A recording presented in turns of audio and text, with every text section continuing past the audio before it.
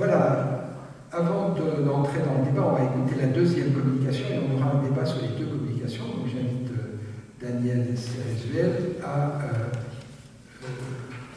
reprendre le micro pour lire le texte de Alain Cazenave-Piarot. Alain Cazenave-Piarot est agrégé de géographie, maître de conférences AGR honoraire de l'UNR Liste Dynamique Rurale de l'Université de Toulouse. Et je dois préciser qu'il est très malheureux de ne pas être parmi nous. Là, il nous a dit au téléphone, il m'a appelé lundi pour me dire que voilà, il a sans doute attrapé le Covid et donc il n'est pas en mesure de nous rejoindre.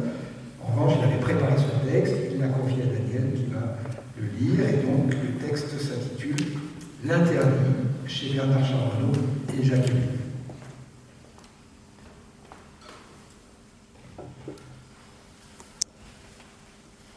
Bon, je vais essayer de parler un peu moins mal que la dernière fois. Ce coup-ci, j'ai prévu un mouchoir. Il paraît qu'il y a beaucoup de pollution et que c'est peut-être ça qui a déclenché une réaction allergique. Bon, on verra. Alors, donc l'interdit chez Bernard Charbonneau et Jacques Ellul. Alors,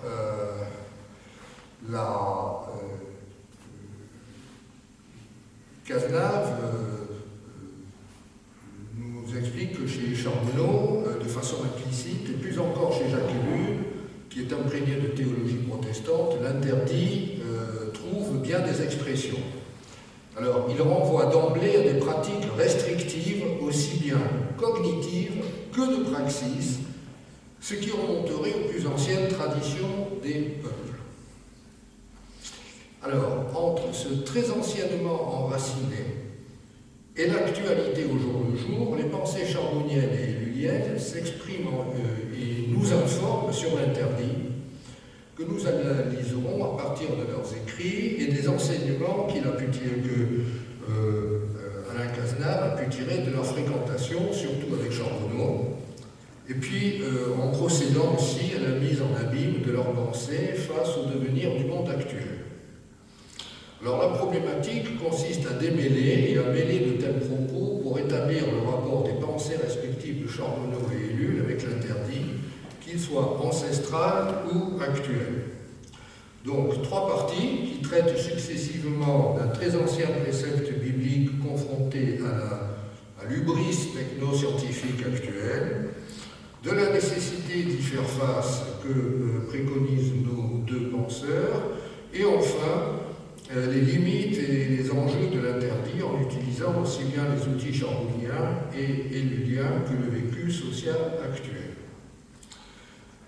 Alors, tout d'abord, un très ancien précepte biblique confronté aux désorganisations actuelles.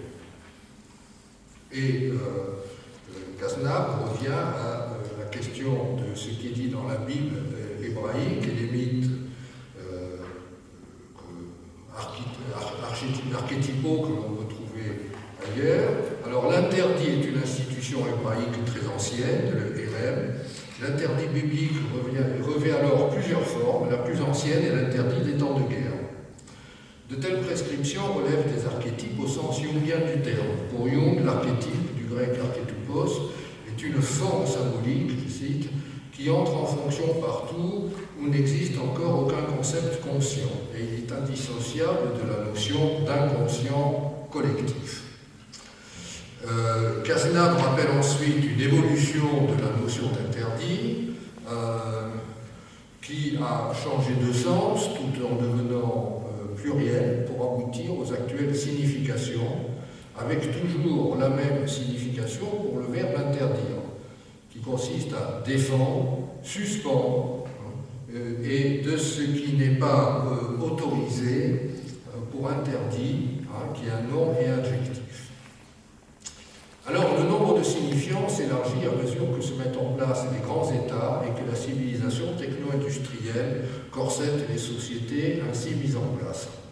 Tout ce qui n'est pas interdit est permis, pour reprendre l'adage latin, et l'interdit change alors de sens et désigne ce qui n'est plus conforme à l'état du monde et des choses du système techno-industriel. Fin de la boucle, pensée et impensé sur l'interdit chez Charbonneau et Ellul. Alors, les deux abordent l'interdit le plus souvent allusivement ou de façon implicite par le biais de plusieurs entrées fondamentales bien ancrées dans la vie actuelle. En évoquant le poids de la technique, le rôle de la liberté, la place de la nature, qui chez eux se place en contrepoint de toute une série de dilemmes binaires. Chaos, cosmos, désordre, harmonie, arbitraire, loi, nature, société, construction, effondrement, catégories spatio-temporelles et rupture, désert, jardin. Et de retrouver l'interdit exprimé de façon manifeste ou latente dans nombre de leurs écrits. Mais ces traces se localisent beaucoup plus facilement chez le chrétien Ellul par l'expression et les explicitations du RM hébraïque que chez Charbonneau, qui se définissait lui-même comme agnostique. Donc, point suivant, position de l'interdit pour les deux personnalistes du Gascon, c'est-à-dire Charbonneau et Ellul. Alors, leur courage d'être, attitude ontologique qui intègre l'interdit et les interdits, avec le rôle de la croyance religieuse dans les convictions respectives de Bernard et de Jacques, va différencier leurs approches face aux différentes déclinaisons de l'interdit, mais dans leur directive pour un manifeste personnaliste écrit à deux mains, ils abordent fortement les thématiques de l'interdit. Par exemple,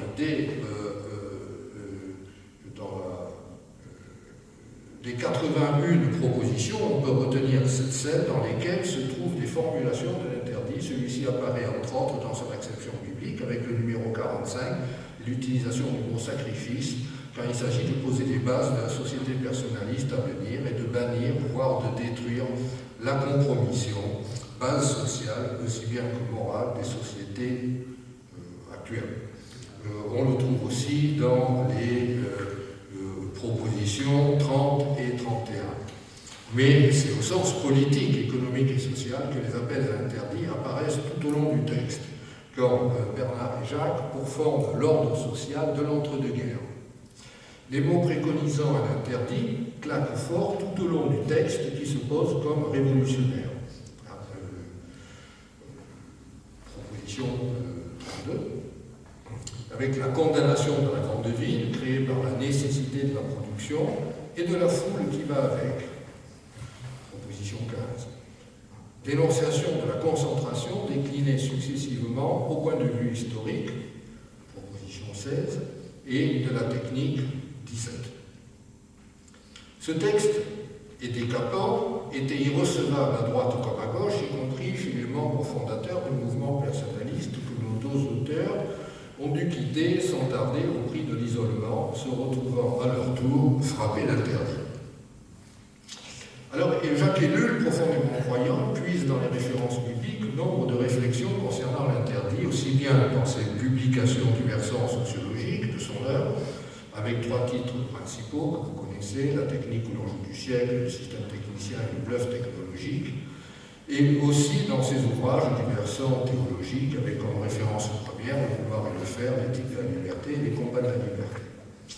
Alors, s'il analyse l'interdit RM comme une épouvantable exigence à laquelle il faut être très prudent et qu'il décrit comme une institution liée à une culture donnée, c'est une citation, Ellul décline surtout des interdits politiques, économiques et sociaux provoqués par le fonctionnement de la société techno-industrielle, reprenant et amplifiant les analyses posées avec Charbonneau dans les directives. Alors, de tels résultats de mise en abîme, aussi bien chez Charbonneau que chez Ellul, provoquent chez les deux amis un geste de renversement. Ils retournent à la notion d'interdit de ses significations chrétiennes pour une mise en défense des valeurs traditionnelles face aux incessantes attaques du système technicien, même pour Charbonneau, du système technoscientifique.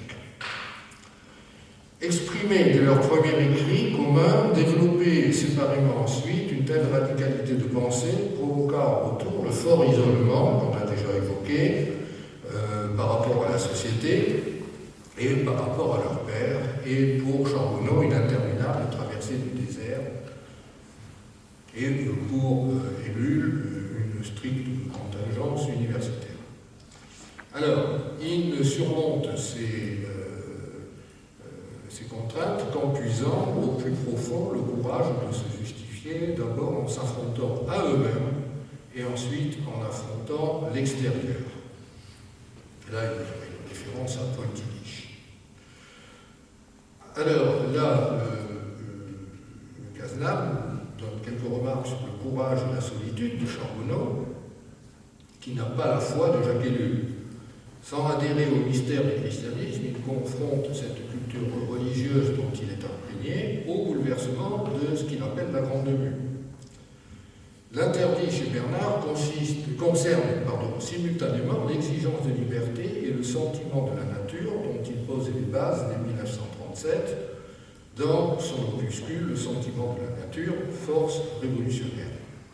Charbonneau y reprend plusieurs thématiques déjà exprimées dans les directives qu'il devait exprimer entre autres dans 3 ouvrages ultérieurs, Je fus, Essai sur la liberté, Le système du chaos et enfin Le jardin de Babylone.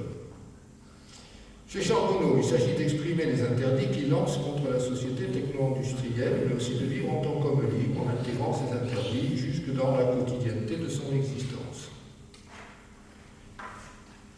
Même si le lecteur est sans cesse confronté dans une telle rhétorique aux paradoxes, aux allusions élusives, aux formulations littéraires qui empêchent de cribler au plus fin l'argumentation, Charbonneau dévoue implicitement la société techno-industrielle à l'interdit RR. L'interdit charbonnien est lancé contre les masses, la grande ville, la culture de consommation, la bureaucratie, l'oppression de l'argent et l'État. Le concept de pensée sauvage, éphémère de Lévi-Strauss, s'applique à l'éthique charbonnienne comme pensée complète, science du concret, entre guillemets, qui s'empare de tout le réel pour en tirer les éléments de l'interdit qui lance. Charbonneau conditionne de telles préconisations par une quête absolue de liberté. Je cite, « Accepter d'être libre, c'est accepter la mort, l'angoisse, le conflit. » Et il a vécu une telle contrainte tout au long de son existence avec un courage inébranlable au prix d'une grande solitude. Et, citation, « L'insoutenable lumière de la conscience incendie l'obscurité. » Du côté d'Ellul, courage d'être et transcendance. Jacques Ellul arrive sa réflexion sur l'interdit, entre autres, à ses fortes convictions religieuses protestantes qui lui fournissent à la fois des références bibliques et des outils pour poser la nécessité de limites.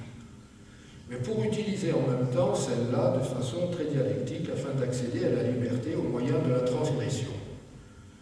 Je cite, « Seul le jeu de l'interdit et du combat crée des hommes libres. » Fin de citation. C'est cité de Vivre et penser la liberté.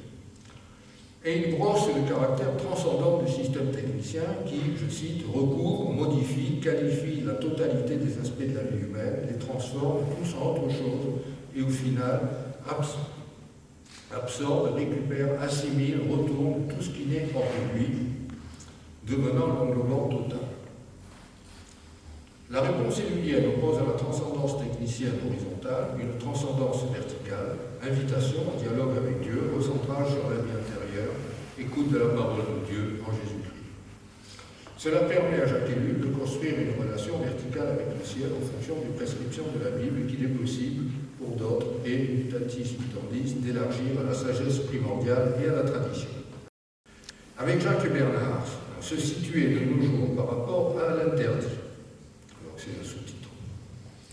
Utilisons les outils elluliens et charbonniens pour définir l'interdit et les interdits dans la société contemporaine avec 3 entrées.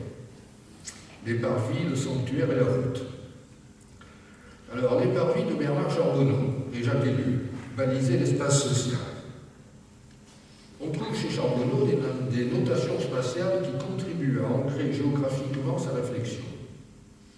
Dans le sud-ouest plus particulièrement, avec les bonheurs d'écriture qui baignent chacun de ses écrits. Charbonneau ne prend guère le temps d'étayer son propos de référence. Il lance ses idées, tel un prophète, au lecteur de démêler, de corréler avec d'autres sources. L'incandescence charbonnienne au niveau de l'expression constitue un élément de sa pensée.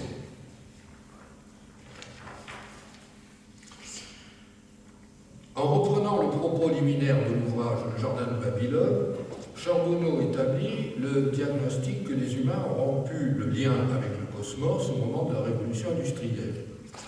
Le rêve technicien prométhéen permet aux humains d'abattre le bois sacré, d'araser la colline magique, de briser les interdits provenant de la tradition. Les fulgurances de Bernard s'opposent au raisonnement plus serein et distancié de Jacques. Dans ces approches toujours très dialectiques, aussi bien au point de vue interne qu'externe, croisées si besoin par les souterrains de la pensée, Jacques Ellul s'échappe du pôle sociologique, toujours désespérant, vers le pôle théologique où la foi et la grâce lui permettent de reprendre pied ou du moins de nager, même si c'est à contre-courant dans les romans. Charbonneau ne possède pas de tel recours. Il se trouve confronté au même dilemme que Jacques, mais faute de pouvoir se tourner vers Dieu, sa seule réponse est sa liberté d'homme, vivant dans une incarnation à la fois vivifiante et aliénante. Alors, le sanctuaire, il s'agit de particules issues d'égrégores, c'est-à-dire groupes d'esprits, avec des sensibilités, des singularités sensibles chacun des deux amis. Alors Charbonneau donne la place de l'homme libre face au cosmos et face à lui-même dans le grand champ de la nature.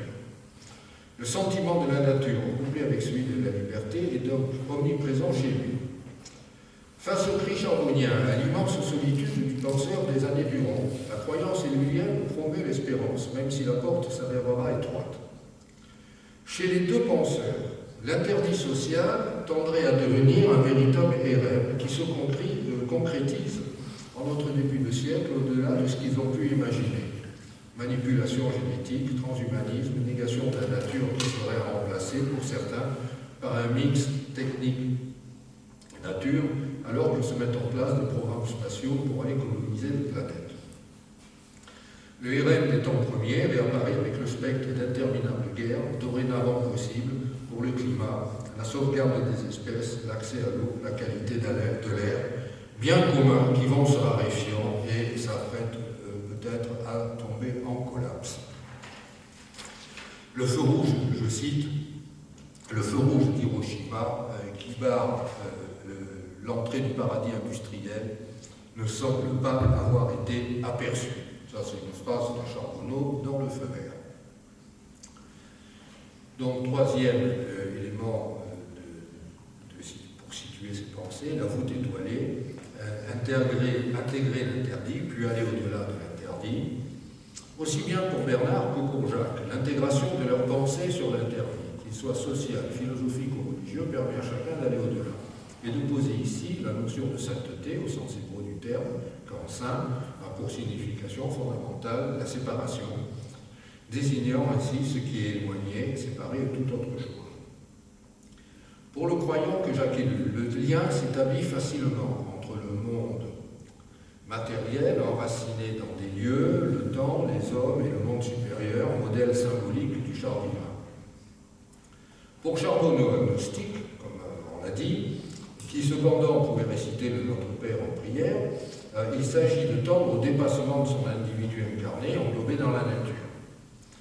Pour les deux penseurs, ainsi réunis dans un final que cimentait leur amitié, l'interdit permet alors de mettre à part la part du boulet noir qui aliène chacun des humains. C'est le dieu de la nuit, le dieu de la nuit du chant pyrénéen. Celui-ci, dialectiquement, permet de retrouver le dieu de lumière. Il tient table ouverte pour que Jacques ait pour les siens, tandis que nul ne sait si Bernard retrouvera le rampant dont il déplora la mort, mais qui peut toujours renaître tel le phénix. En conclusion, l'interdit permet à Charbonneau et à Ellul de remiser dans un espace-temps particulier toutes les lourdeurs, les entraves, les contradictions qui freinent la recherche de la liberté. Mais par un renversement dialectique, eux deux qui vouaient interdit nombre d'aspects de la société techno-industrielle se sont retrouvés frappés d'interdit par les tenants de ce qu'ils décriaient. L'accélération depuis le début du siècle des désordres, des désorganisations, des désarrois correspond à ce que Charbonneau et Ellul avaient anticipé dans leurs écrits. Et la place de l'interdit, implicite mais bien prégnante, s'y retrouve. Et en conclusion de la conclusion, L'interdit nous fait donc prendre conscience du nécessaire impératif de la séparation. Trouver ce qui est éloigné, séparé de toutes les autres choses, en dehors des limites, voire même au-delà de ce qui peut être perçu, sinon aperçu.